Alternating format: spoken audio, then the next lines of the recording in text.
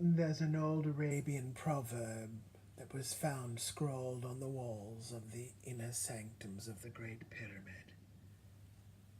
And it says, "Man fears time, but time fears the pyramids." I think there's something in that for everyone. Don't you?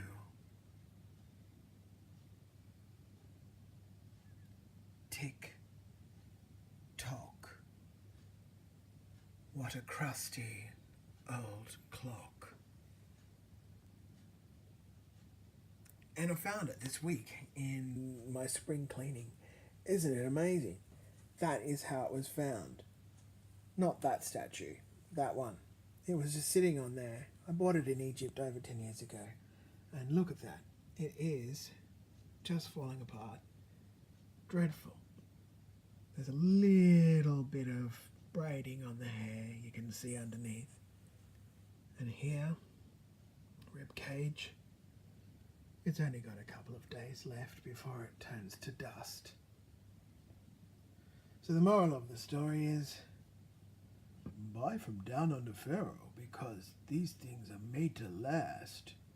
Gosh, look at Neb Mertouf. He is so hot right now.